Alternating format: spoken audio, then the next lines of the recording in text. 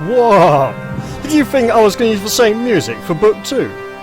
Come on, I've got 8 music tracks, 1 for each book, and they're even themed to the books as well. So, it's time for The Way of Tiger, book 2. Here we go. I am Ninja. My parents are the heaven and the earth. My home is my body. My power is loyalty.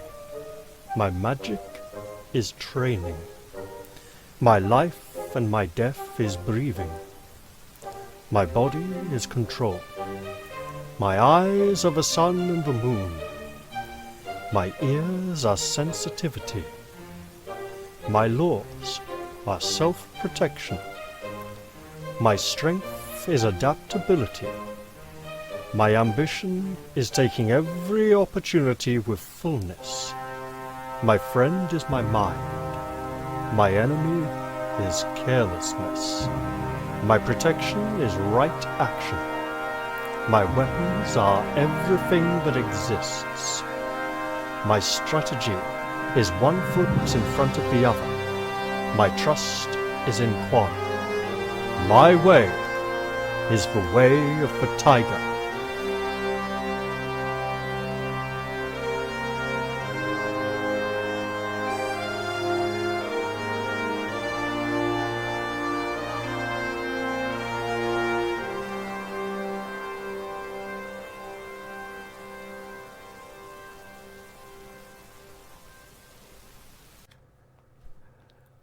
Hello everybody, I'm Raphael Perry and it's time for some more of The Way of the Tiger. Now I'm going to read the last section again from the end of the last episode and then we'll progress from there. Hardred takes you inside the monastery and you tell him what has happened. It becomes obvious to him that Mandrake, a master of disguise, has been commissioned to murder you. You waste no time in hurrying with an armed escort to the port where a sleek merchantman, the winged serpent, rides at anchor. Hardred gives you a parting gift of 5 shuriken and says that he will pray for you daily. He tells you that the ship will take you to Lemne, it's probably Lemne, on the island of Plenty, where many worship Eo, the god of peace and well-being. You thank him and thank Quan before concealing yourself below deck. Let us pray the voyage is safe.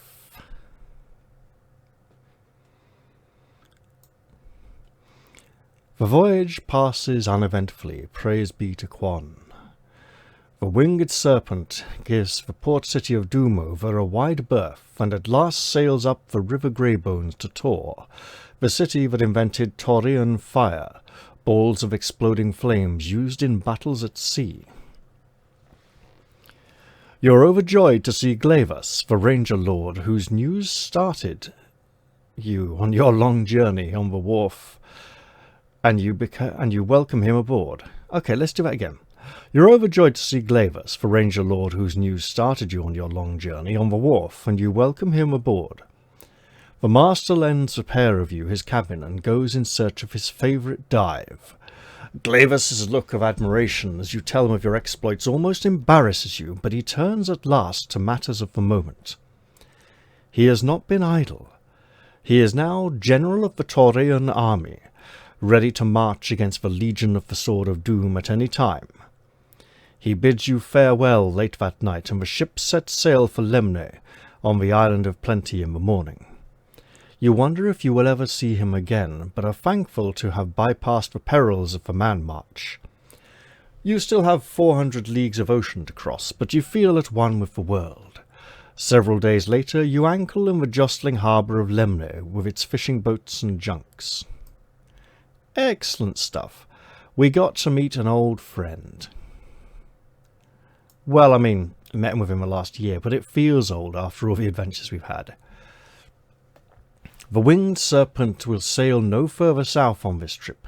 You will have to travel across the island of Plenty to the southern port of Eiger and take ship there for your homeland, the island of tranquil dreams. Hardred's messenger sets out to tell certain safe people of your arrival, and later you accompany him to the home of a wealthy aristocrat, the widow of a local daimyo.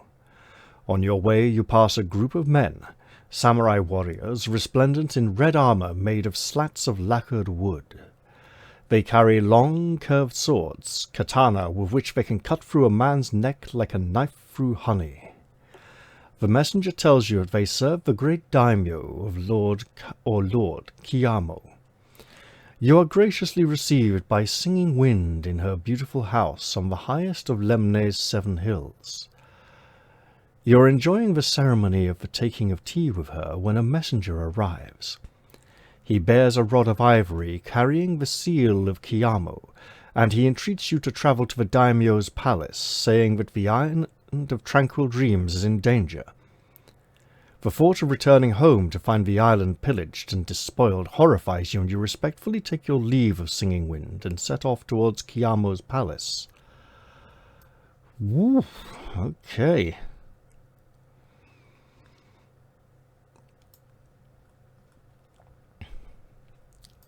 And here we have a picture of many soldiers marching over the landscape. You jog onward, following the road towards the palace of the daimyo, Kiyamo. The countryside is green and lush with many valleys. Paddy fields fill most of the valleys, for the Island of Plenty is extensively farmed. There is much activity on the roads, wagons laden with supplies and troops of warriors, footmen, samurai and cavalry pass you often. They are all soldiers of Kiyamo and wear red lacquered armour laced together with white ribbons. Their banners, strapped to the backs of the bannermen or hatamoto, depict a 4-pointed star within a quatrefoil, red on white, the symbol or mons of Lord Kiyamo. It seems war is at hand. After a time the road forks. The right leads onto the mountain pass and the fortress of Kanokura, an important strongpoint. You take the less travelled route to the left, leading to the palace of Kiyamo in the mountains. You travel on alone for a while until you see the smoke of a village some way to the right, surrounded by paddy fields, set before the foothills of the mountains. You jog towards the village and into the main square, surrounded by a few wooden houses that make up the village. You hope for food. It is the early morning, and you have been jogging continuously for some hours, but nobody is about. You pause in the village, looking around you. Your keen sense of hearing picks up a heavy sobbing, as of someone in terrible grief from a nearby house. Opening the door, you see a small, weather-beaten man, his back bent by years of toil in the fields, comforting his wife, a rather large woman, red-faced and crying hopelessly. You ask what is happening. The man looks up in surprise, his face racked with grief. A look of hope sparks in his eyes as he looks you up and down. "Help us, sir," he says. "An evil Hannya and her servant and all Bakemono have come to live in a cave nearby, and have been leeching us of our food and what little money we have." "Why have you not resisted," you ask, "or asked for help from the palace soldiery?" "The old Bakemono killed 4 of our young men at once, sir, and their cave is near the road. The Hannya has sorcerer's powers, sir, and seems able to detect anyone who passes along the road. No one dares to tell the palace, nor has anyone passed through or dallied here for any length of time, save you, sir. The times are troubled, and what with war in the south, and now—" He almost breaks down into tears at this point.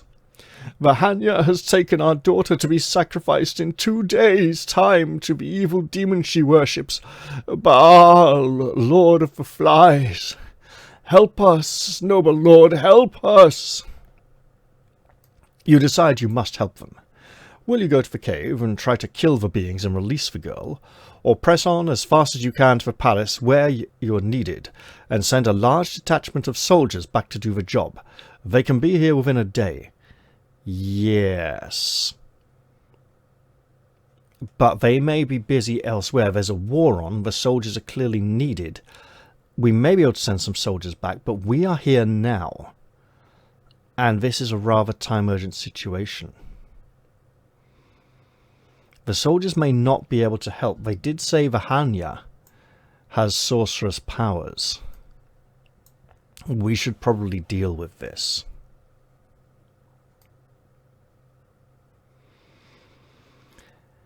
It seems like Quan would approve of such a heroic and virtuous attempt.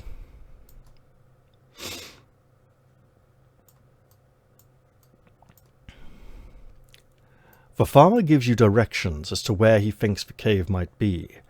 As you are leaving his house, you are met by a crowd of expectant villagers who thank you over and over again as you push your way between them.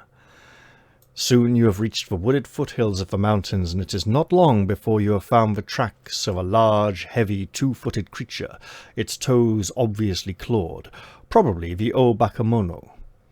You follow the tracks through the tall trees for half an hour or so, when a heavy thumping sound comes to your ears from the direction in which the tracks are leading. Cautiously, you creep forward until you see where the woods end. You crouch behind a bush and look out. You crouch behind a bush and look out from the trees into a clearing in front of a sheer rock face that climbs up the mountainside. A large and heavy creature is breaking up wood with its bare hands, smashing logs in two. It wears dirty leggings and a filthy tunic over which hang a hodgepodge of metal plates serving as armor. A huge carved wooden club, strengthened with iron bands, lies at its side. Its hands and bare feet are taloned, and it looks similar to an ogre of the Man-March, save that its skin is scaly like that of a fish. It also reeks, a clogging, cloying stench of decay. This must be the O-Bakemono. Will you quietly steal up, leap onto its back, and wrap your garrote around its throat? It doesn't really seem to have much of a neck. It appears to be a fairly sturdy foe. Wait and see what happens. Or if you're skilled with poisoned needles, creep up behind it and spit a needle into its neck. We are not highly skilled in the use of poisoned needles yet, so let's wait and see what happens next. That's an interesting option.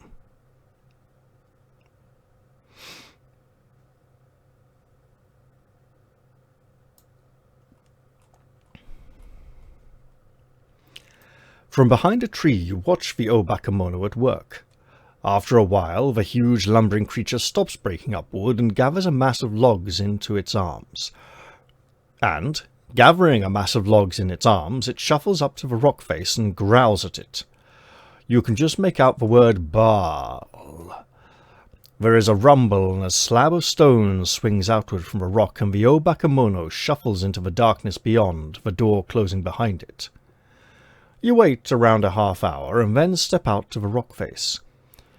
Beside the tracks of the O-Bakemono, you can also see that the grass has been scorched and fluted grooves some 2 feet wide have been left in the earth, as if something heavy and tubular had been dragged along it, disappearing into the rock face. You speak the word and the rock opens again. A cave mouth yawns before you. You walk into it, and it narrows to a winding corridor lit with torches. Eventually the tunnel opens out into a large cavern with a huge fire in the middle. On the far wall is a crude altar stained with ominous black patches and adorned with black candles and a hideous idol, a few feet in height, of a creature half man, half insect. In the corner lies a pile of material and the possessions of the villagers that are of any worth. Just ahead of you is a young girl, the farmer's daughter, chained to a stake near the fire, her face streaked with tears in the dirt of the cavern. Nearest you, with its back to you, sits the O-Bakemono, chewing on a raw goat's leg, but rearing up before the girl and taunting her cruelly is the worst and most incredible sight of all, an enormous 20-foot serpent with coils at least 2 feet wide and with the torso of a human woman. Her eyes are green and luminous, her face twisted and evil and framed with long, tangled black hair. She has fanged teeth protruding from red lips. She is the Hannya, a witch who worships a demon lord and in return is given the body of a serpent. Just then the O-Bakemono stops gnawing its meat and sniffs the air. It has caught your scent. Will you steal in, hugging the shadows, and then dash out and try to garrote the beast? Again, it's a massive, huge ogre-like creature with a thick neck. Creep in and spit a poison needle at the Obakemono if you have that skill. If we had attempted to slay the Obakemono outside in the clearing, we would not have learned the magic word to open the boulder blocking the cavern. Creep in and, if you have played Avenger and learned this kick, use Quan's Flail with Inner Force if you have any left on the Obakemono. We have 1 point of Inner Force left. I checked the last episode. I did not have 2 left. I have 1 left because I forgot to mark 1 off during the fight with the mighty demon. Or daub the venom of the spiderfish on Cassandra's dagger if you have it. Creep in and stab the Obakemono. Now, this book is from an era when most items were single use, and if you used them they were gone. However, in this case, I believe we get to keep the dagger. It doesn't explicitly say to remove it, because we're going to need to use it twice here.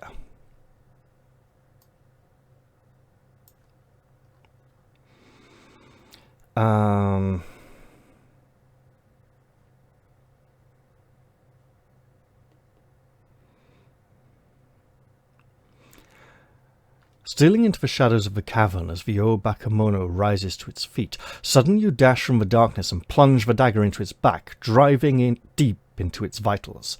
It stiffens and roars of pain, whirling around to face you, almost tearing the dagger from your grasp. It is still alive, though weakened by the poison and the wound. The young girl screaming with wild hope. The young girl screams with wild hope. The lumbering beast has the strength to swing its club at you. You dodge the clumsy blow easily, but several pulses of green energy fly from the fingers of the Hannya, exploding into your side. Lose 3 endurance. Now, mercifully, we have been healed up to full health again, so that only reduces us to 17 endurance points. If you are still alive, will you throw some flash powder into the fire if you have any and drive a winged horse kick at the Obakemono's temple? Spit a poison needle at the Obakemono if you have that skill, or hurl a shuriken at the Hannya while you try to finish off the Obakemono. You know, I think we're going to have to use the flash powder we bought. Let us go for that, because throwing the flash powder on the fire should affect all of them. Right.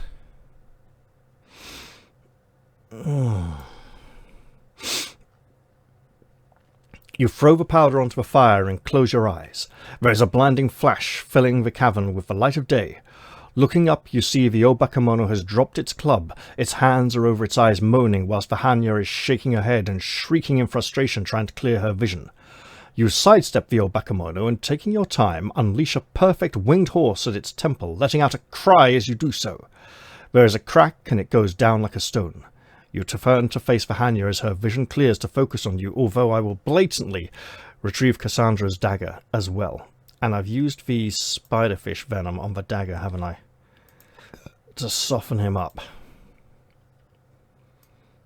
There we go.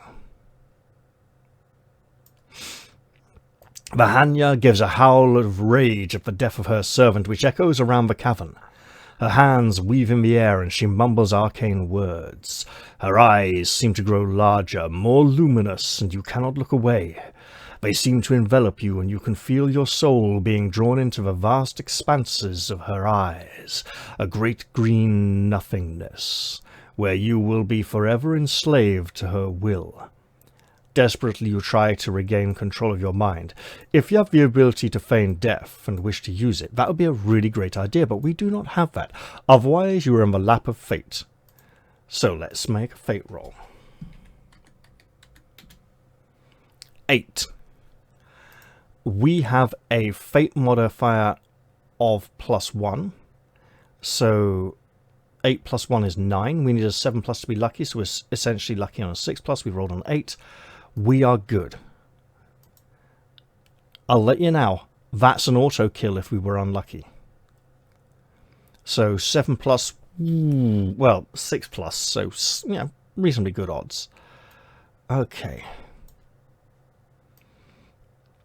And that picture we, it's 267 or 276? 276, obviously. Right.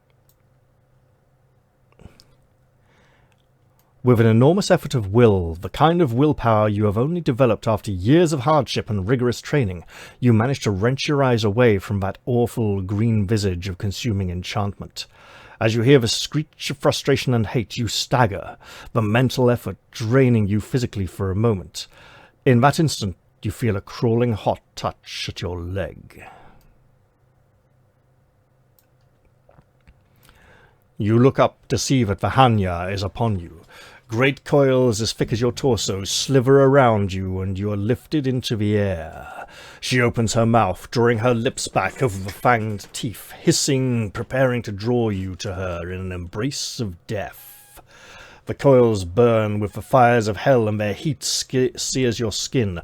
Lose 3 more endurance points, which will take us down to 14. Again, a respectable number. If you are still alive, you put the pain from your mind and prepare to attack. Luckily, your arms are still free. Will you spit a needle at her face if you have that skill? We do not. Reach into your costume, daub Cassandra's dagger with the blood of Nil if you have both those items, and plunge it into the Hannya. Right, it's worth pointing out, at this point of the adventure, we are guaranteed to have the blood of Nil. Right? Because we had to defeat the most powerful firm of the book, the cover illustration, to get it. And that was an unavoidable fight, an unavoidable plot point that we had to progress beyond. Also, we're guaranteed to get Cassandra's dagger after that fight. Or use inner force if you have any left and drive an iron fist into the point of her chin. Now, I'm going to blatantly use Cassandra's dagger again because we were not instructed to remove it, even though technically you could argue it's still stuck in the Obakemono's back. But we weren't told to remove it.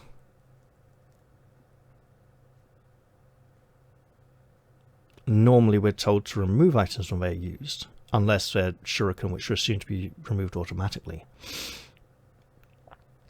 Now, if we had not come this way to face the Hannya, we would have gone to help the daimyo, and in aiding him, we would also have needed to use up Cassandra's dagger and the blood of Nil. So, however you look at it, we're not keeping it beyond the end of this book. There is an equally difficult fight against a monster that can also only be killed by the blood of Nil. So, we shall put the most deadly poison in the world upon the dagger. The poison that we replaced after using it in book 1. I don't think we get it back for book 3. I think in book 4 we might be able to get some. It is pretty rare. And we are using it now. Poison dagger. Poison on the dagger. The big poison, not the little spiderfish venom poison. And stab her. Or cut her. Anywhere. Anything will do. The poison is so deadly. It just needs to get into her bloodstream. With desperate speed, you bathe the blade of Cassandra's dagger in the blood of Nil, taken from Mardol. The Hannya's human arms desperately try to stop your blow, but you care not where it lands, and the blade gashes her upper arm. The effect is instantaneous. The Hannya screams wildly, a sound that seems to echo into the spiritual planes, and the coils go limp for a moment, allowing you to jump free before they constrict again in an awful jerking paroxysm as the Hannya dies. You step back from the steaming body and go over to the girl, releasing her from her chains. She is in a state of shock, and you lead her back to the village and her family. At the sight of you and the girl, the whole village runs out to meet you, shouting and screaming their thanks and joy. They beg you to stay for a celebration they plan for the evening in your honour, but you tell them you cannot. After a quick meal, you set out for the palace of Lord Kiamo, their blessings and thanks ringing in your ears as you leave. And there is the sort of earth elemental rocky monster thing that can only be killed if we had taken the other route instead.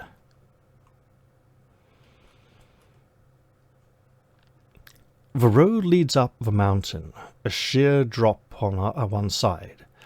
As evening approaches, you round the corner and sight the palace of Lord Kiamo. It lies in a shadowed valley between two peaks surrounded by magnificent ornamental gardens and a high stone wall punctuated by tall towers. The main gate is hung with banners emblazoned with the mons of Kiamo glittering in the sun. You approach the guards at the gate and hand them the ivory token. Without a word, they lead you through the gates into a large open area.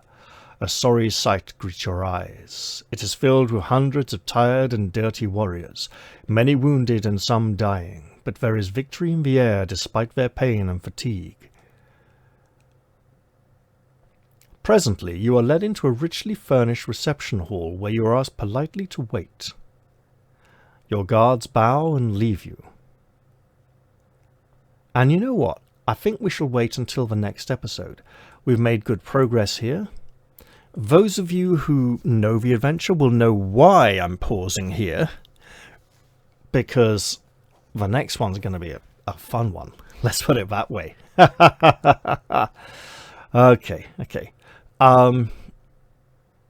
So if we had come to aid Lord Kiamo, we would have gone in instead of the soldiers to try and take down the enemy general, who would turn out to be a demon. Here, a number of soldiers are dead and dying, but the villagers had no one, and they needed our help as well. So yeah, I'm going to leave this one here. I hope you've all enjoyed this episode, and I will look forward to seeing you all in the next one, hopefully sometime quite soon, because life's been pretty disruptive recently and has interfered with my ability to record things, unfortunately. So I'll say bye-bye for now. Stay heroic.